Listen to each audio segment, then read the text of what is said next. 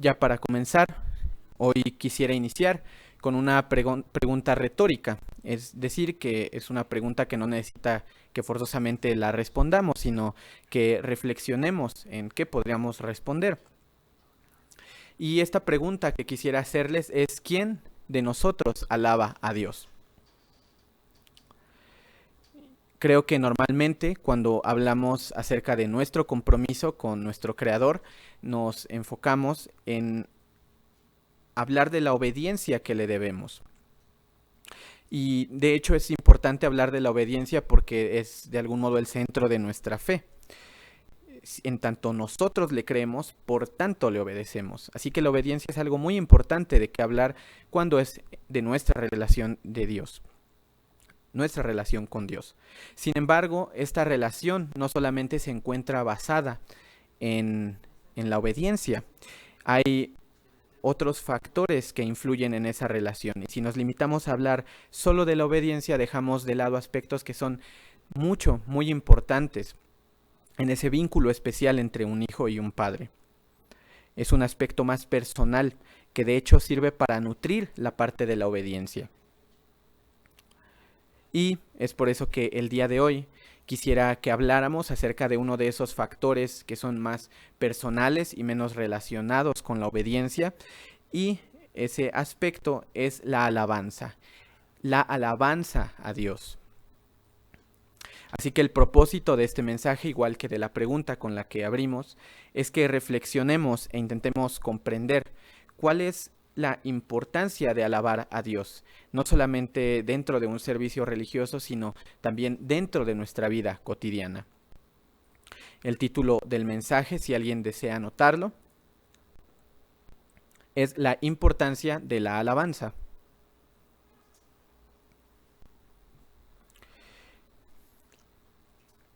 Y quizá no haya mejor manera de hablar sobre la alabanza que citando a uno de los personajes que más, tanto en cantidad como en calidad, alabaron a Dios. Y este es el caso del rey David. Y para hablar del rey David y comprender un poco por qué era tan especial su relación con Dios a través de la alabanza, quizá nos convenga ponernos un poco en contexto. Para cuando el rey David se convirtió en rey, el pueblo de Israel había pasado por una larga historia llena de idas y venidas con Dios, de obediencia y desobediencia, de creerle y de no creerle, de algún modo de jugar con esa fe que ellos tenían y en la que se refugiaban muy frecuentemente. El pueblo de Israel, más que una nación, durante mucho tiempo fue un grupo de familias que estuvieron cautivas dentro de Egipto. Después, cuando salieron de Egipto, estuvieron vagando por el desierto. Y mientras vagaban por el desierto, el Eterno les prometió brindarles la tierra de Canaán. Después ellos comenzaron a tomar poco a poco esta tierra de Canaán. Y durante este periodo en el que comenzaron a habitar ese terreno, fue que Dios envió algunos líderes con cualidades especiales, por decirlo de algún modo, que fueron los jueces, que junto con el sacerdocio eran quienes administraban la vida social y la vida política del pueblo de Israel, que era entonces aún un pueblo, no una nación. Después de esto, el pueblo de Israel, esos descendientes de aquellas familias que salieron de Egipto, decidieron que querían ser representados por un ser humano igual que los demás reinos del mundo. Entonces le pidieron a Dios que pusiera un rey sobre ellos, o más que a Dios, a Samuel, que era el sumo sacerdote de ese entonces. Y en su gran misericordia y en su complacencia, de algún modo, el Verbo les dio un rey. Ungió un rey para gobernar a esa nación de Israel, y fue el rey Saúl. Nosotros sabemos que como rey tuvo un buen inicio, con un corazón humilde, entregado a Dios, y en gran parte porque fue elegido por él. Sin embargo, su carácter no se mantuvo a la altura de su posición durante mucho tiempo. y de hecho después de unos pocos años comenzó a demostrar que no tenía un carácter bien formado y obediente. Desobedeció a Dios en múltiples ocasiones, menospreciando la palabra que le llegaba a través del profeta Samuel. Y es por eso que mientras aún reinaba Saúl, Dios eligió un nuevo rey para Israel, que fue David. Y quisiera que me acompañaran, por favor, a nuestra primera escritura, que se encuentra en Primera de Samuel 16. Primera de Samuel 16. Versículos 1 primero y después 6 y 7. Primera de Samuel 16. Y voy a leer versículo 1. Dijo el Eterno a Samuel: ¿Hasta cuándo llorarás a Saúl, habiéndolo yo desechado para que no reine sobre Israel? Llena tu cuerno de aceite y ven, te enviaré a Isaí de Belén, porque de sus hijos me he provisto de rey. Entonces Samuel empieza su camino hacia Belén y con el pretexto de ofrecer un sacrificio es que sale para evitar que fuera asesinado por el rey Saúl. Entonces después leemos en el versículo 6, y aconteció que cuando ellos vinieron, a propósito, Samuel cumplió la orden del Eterno e invitó a Isaí y a sus hijos a ofrecer este sacrificio. Y leemos versículo 6, y aconteció que cuando ellos vinieron, Isaí y sus hijos, él vio a Eliab y dijo: de cierto, delante del Eterno está su ungido.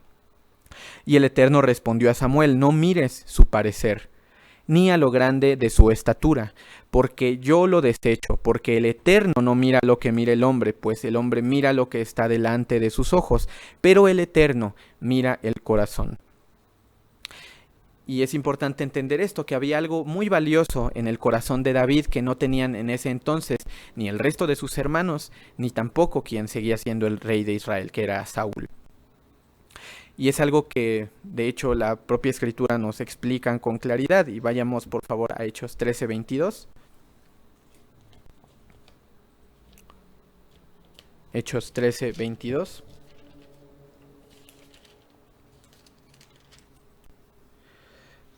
Quitado hablando del rey Saúl, les levantó por rey a David, de quien dio también testimonio, diciendo: he hallado a David, hijo de Isaí, varón conforme a mi corazón, quien hará todo lo que yo quiero. David haría todo lo que el Eterno quisiera. Sería, o fue, más bien, un hombre obediente, y esa parte de la obediencia estaba dentro de su corazón. Pero también hay algunas otras cosas que había dentro de su corazón y que el Eterno quiere de nosotros. Y debemos preguntarnos, entonces, ¿qué es eso que el Eterno quiere? Sabemos, por ejemplo, que a Él le gusta que le tengamos fe, también que le obedezcamos. Pero hay algo en el rey David que iba más allá de eso. No era solamente la fe y la obediencia. Él no solo intentó ser obediente y mostrar su fe.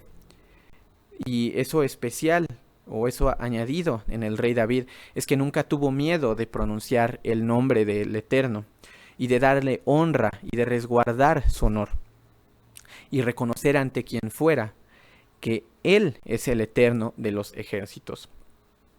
Y podemos ver esto en el corazón de David en muchos episodios a lo largo de las Escrituras, pero vamos a centrarnos en algunas pocas partes de esta historia, que son quizá las más conocidas, pero también son las que pueden arrojarnos mucha luz al respecto. Y quisiéramos que viéramos lo que ocurrió con el enfrentamiento que tuvo contra Goliat. Así que vamos, por favor, de regreso a Primera de Samuel 17. Primera de Samuel 17. Y vamos a leer los versículos 33 al 37.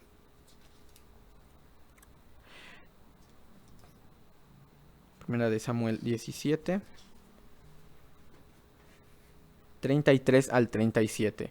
Y dijo Saúl a David: no podrás ir tú contra aquel filisteo para pelear con él, porque tú eres muchacho y él un hombre de guerra desde su juventud.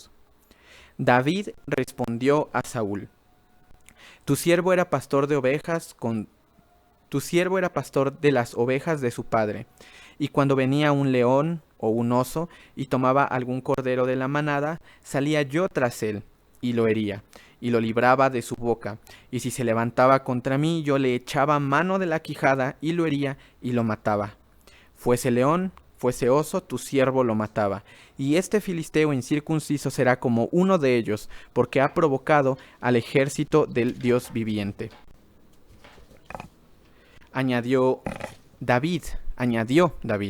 Es decir, ya había terminado de hablar cuando pronunció estas palabras de nuevo. El Eterno que me ha librado de las garras del león y de las garras del oso, él también me librará de la mano de este filisteo. Y dijo Saúl a David, ve, y el Eterno esté contigo. David habló en principio de las labores que había ejercido cuidando al rebaño de su padre físico. Había matado osos y leones, que no era algo menor.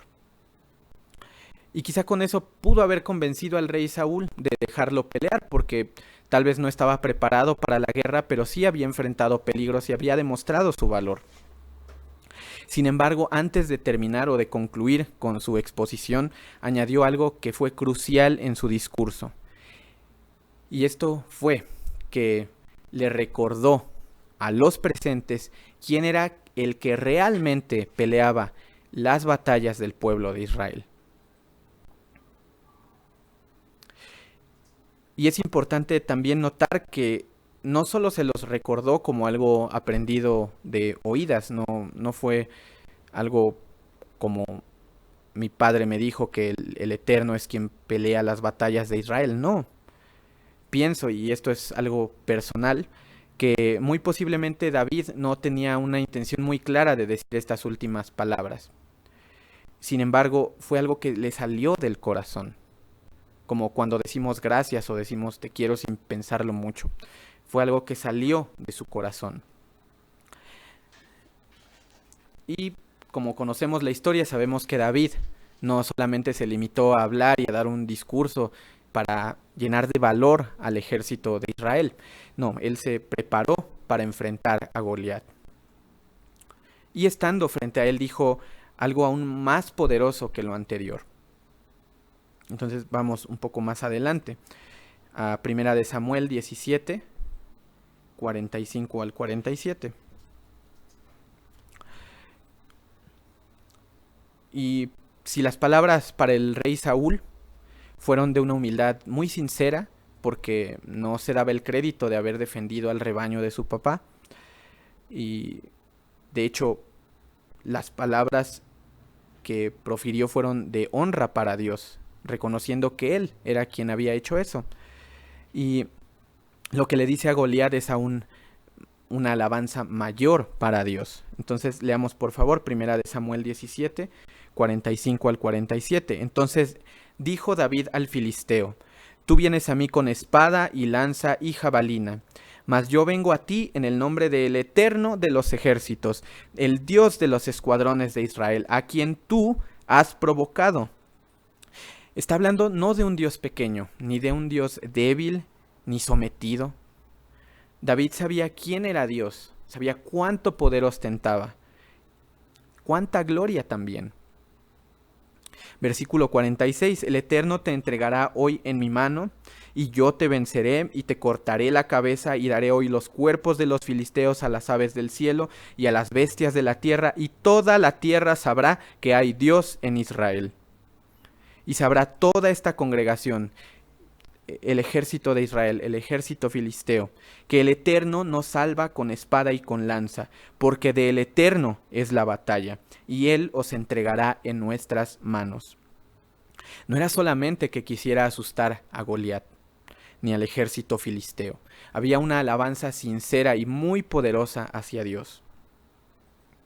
No solamente él iba a saber que era Dios quien peleaba las batallas, como ya lo sabía por su experiencia cuidando ovejas. Toda esa gente sabría que es Dios quien puede obrar milagros en favor de uno. Todos serían testigos y todos deberían de reconocer eso, que esa batalla se había ganado gracias a Dios, no gracias a David. Y siendo quizá demasiado enfáticos, Dios le daba todo el David le daba todo el crédito a Dios. David le daba todo el crédito a Dios y exaltaba siempre que podía al Eterno. Y no solo para quedar bien o para inspirar valor, sino que buscaba que todos los que estaban a su alrededor reconocieran quién es Dios. Y a todo esto, ¿qué significa la palabra alabanza? ¿O a qué nos referimos con alabanza? Bueno, alabanza significa literalmente manifestar el aprecio o la admiración por algo o por alguien, poniendo de relieve sus cualidades o sus méritos. Es como un cumplido, es un regalo, una especie de ofrenda que se le da a alguien. Y en este caso particular del que estamos hablando, fue una ofrenda de David para Dios.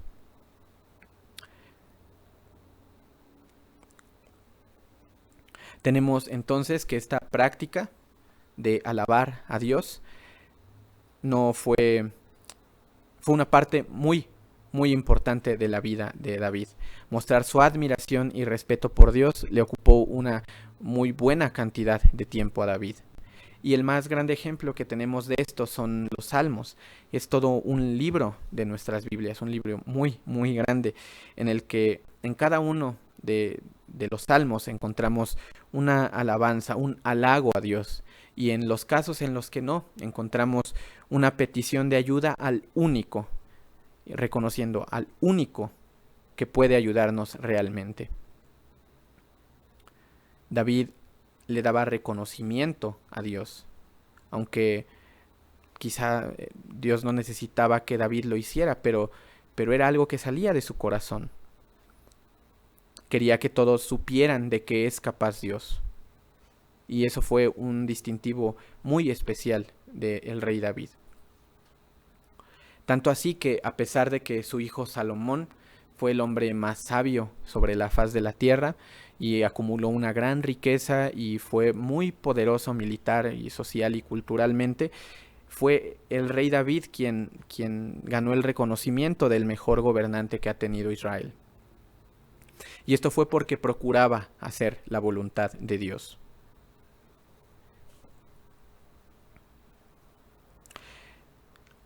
Tratar de hacer o de cumplir la voluntad de Dios, además de ser lo suficientemente humilde para reconocer, para no tomar. Voy a empezar de nuevo. Tratar de hacer la voluntad de Dios y además ser lo suficientemente humilde para no tomar para sí mismo el reconocimiento de sus logros, sino darle todo el crédito a Dios, fueron algo único del rey David. Y quizá muy posiblemente esta haya sido la causa de toda su prosperidad. Y sobre todo esto fue la causa de que tuviera una relación tan cercana y tan íntima con Dios. Hace algunas semanas, durante el campamento de jóvenes, y creo que ya hemos hablado un poco de esto en varios mensajes, se habló sobre los 5 lenguajes del amor, que son formas mediante las que los seres humanos expresamos y recibimos afecto.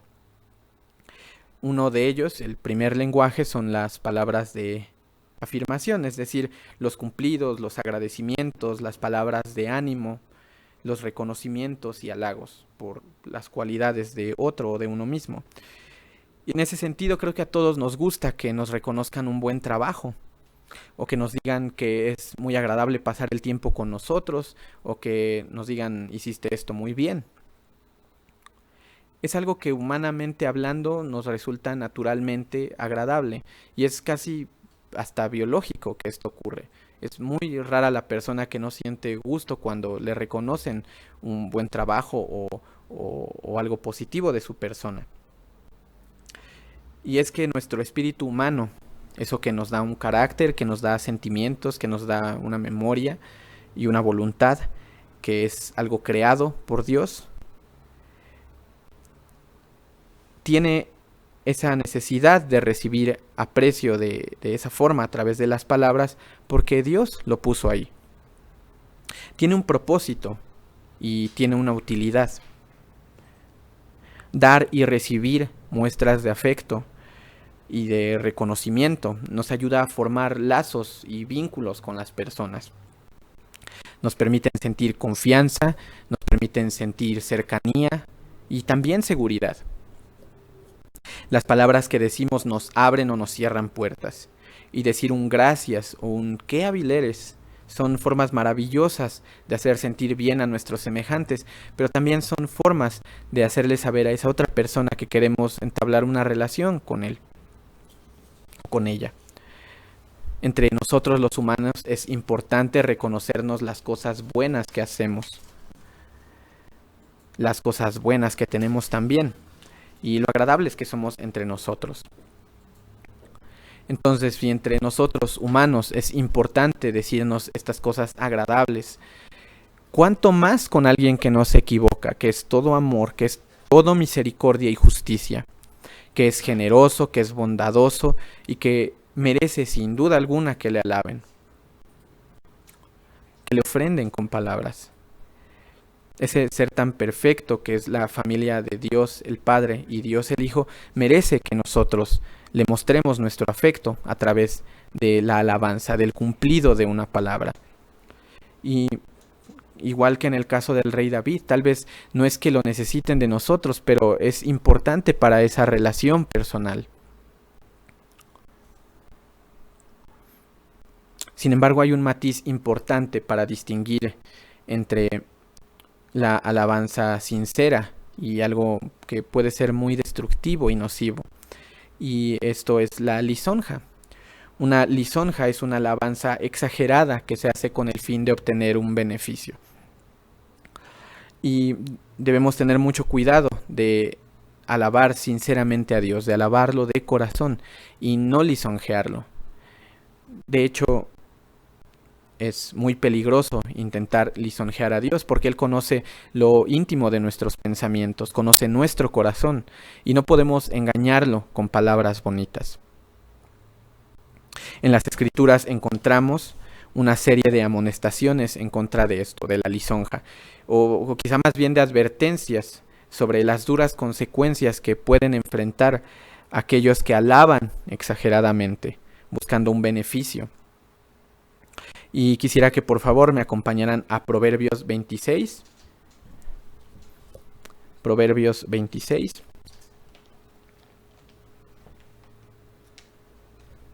Y versículos 23 al 28.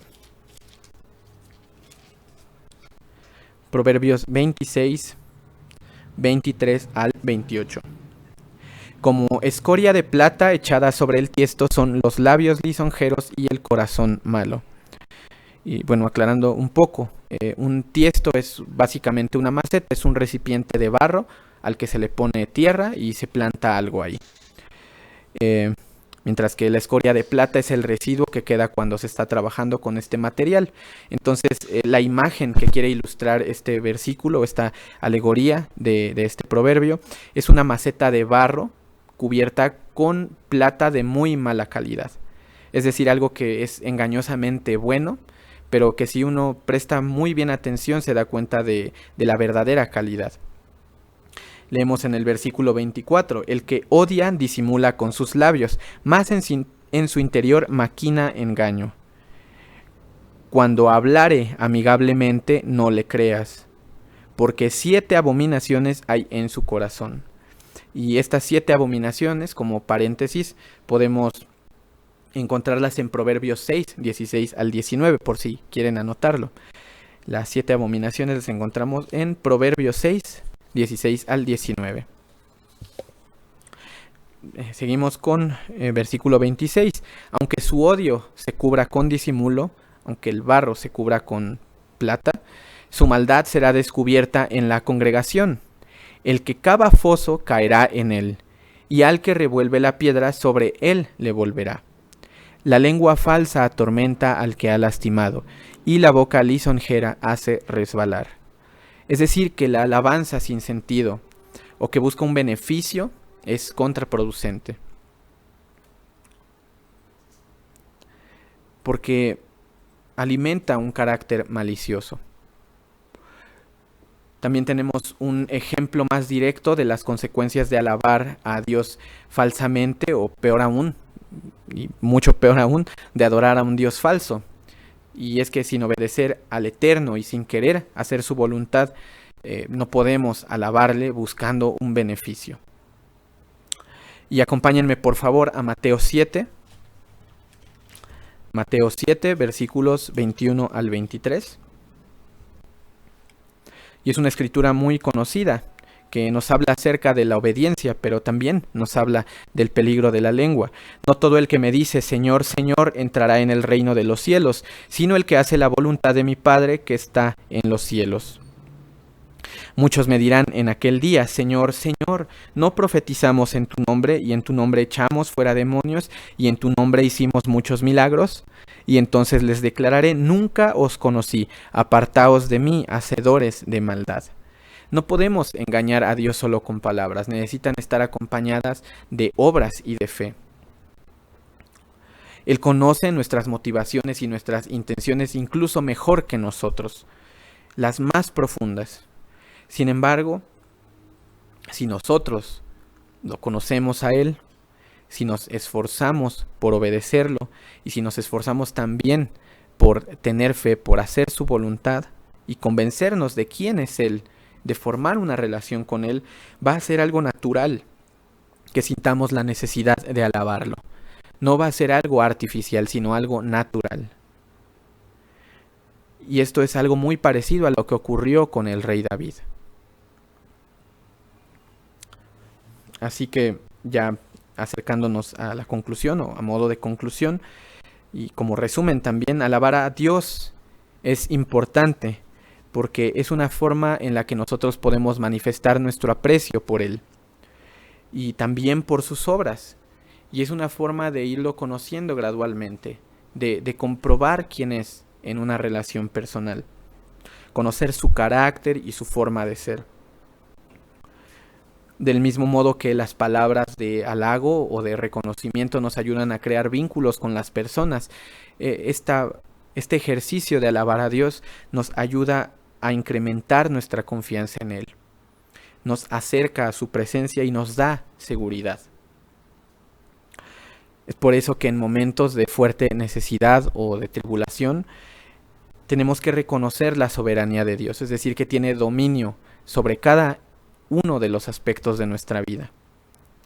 Porque si nosotros no reconocemos esa soberanía, ese control, entonces difícilmente tendremos suficiente fe para pedirle que obre positivamente en nosotros.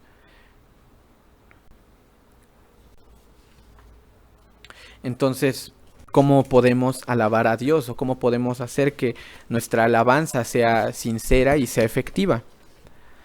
Bueno, tengo 3 puntos que me gustaría compartir con ustedes, que considero que son muy buenas formas de comenzar esta práctica o de ejercitar esta práctica de alabar a Dios. El primero de ellos son las oraciones. ¿Cómo podemos alabar a Dios? En primer lugar, mediante nuestras oraciones. Y es que quizá este sea el método más inmediato y más sencillo para todos. Y no vayamos más lejos, durante las oraciones de clausura y de apertura de cada uno de los servicios que celebramos, hay una persona que nos representa frente a Dios y hace una oración en la que siempre se exaltan algunas cualidades de Dios. El que es grande en misericordia, el Dios eterno que moras en los cielos. Esas son reconocimientos de quién es Dios y también son alabanzas a su nombre. Así que en nuestras oraciones diarias podemos procurar resaltar estas cualidades de Dios y agradecerle de corazón por todo lo que nos da, por los alimentos, por el techo, por el vestido, por nuestra salud, por nuestra familia, por la iglesia, porque tenemos de su palabra. Todas esas cosas que provienen de Él no debemos darlas por hecho, porque no todos las tienen. Y Dios puede retirárnosla en cualquier momento.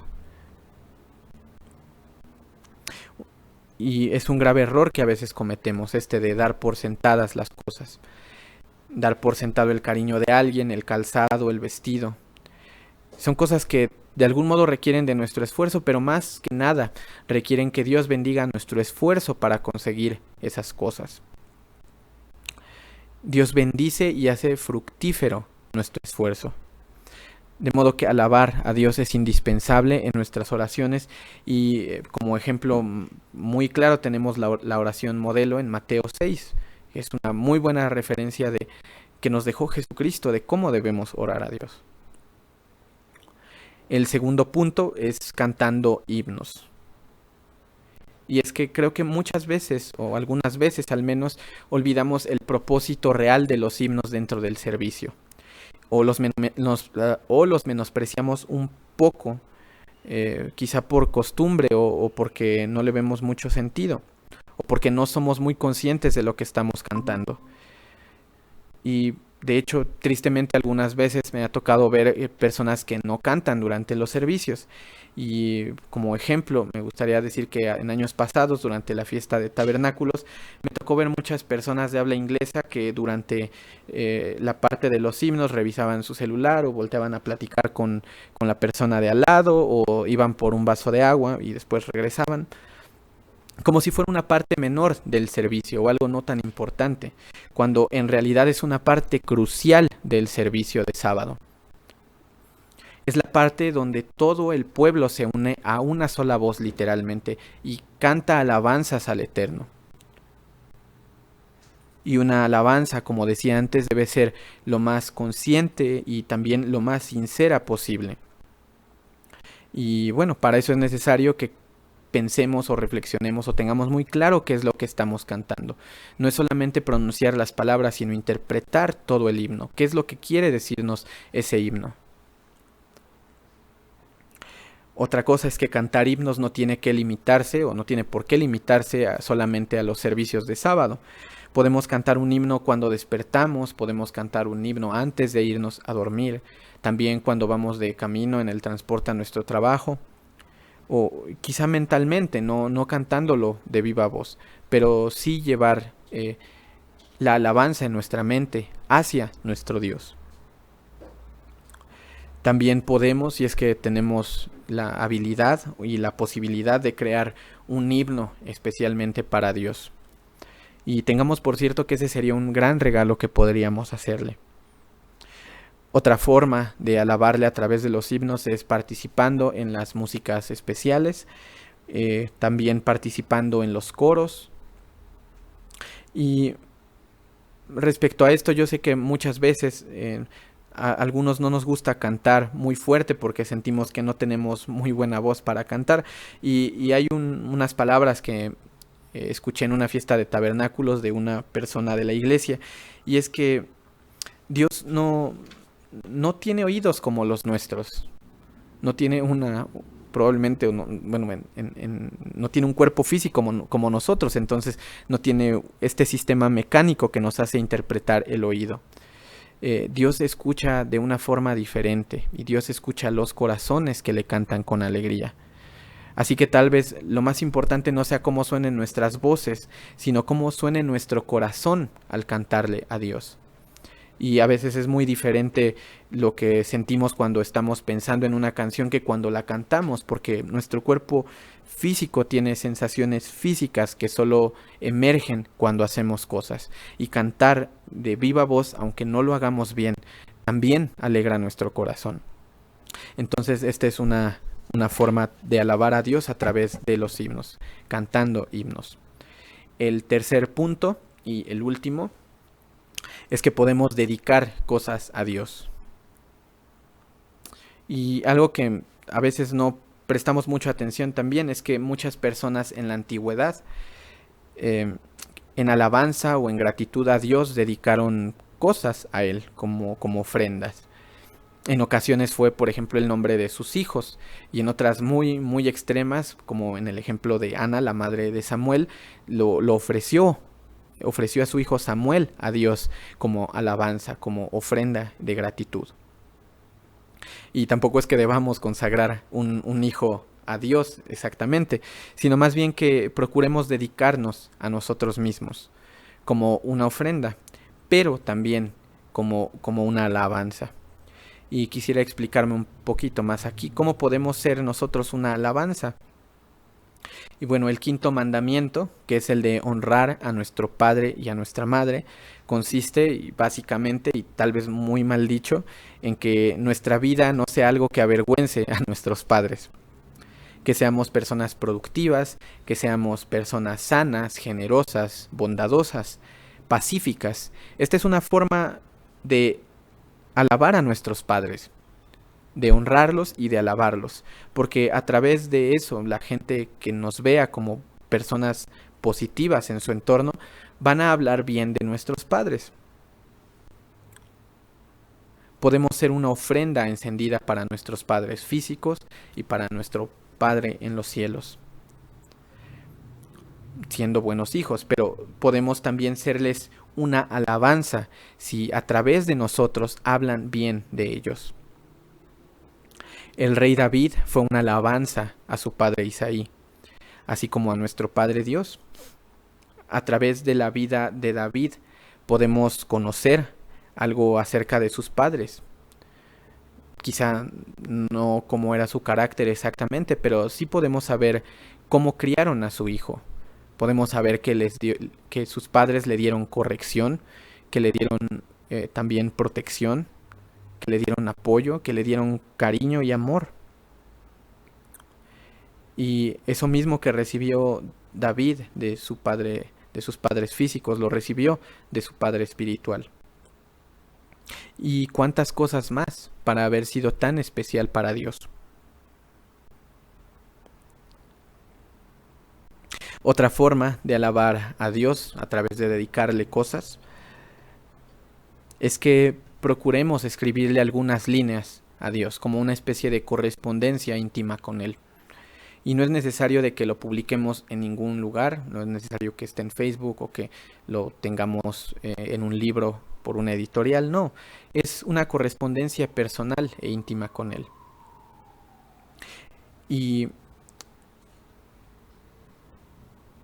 también podemos dedicarle de algún modo un logro personal o, sí, sobre todo un logro personal del que nos sintamos muy orgullosos, porque a final de cuentas todo lo que tenemos proviene de Él y de su bendición.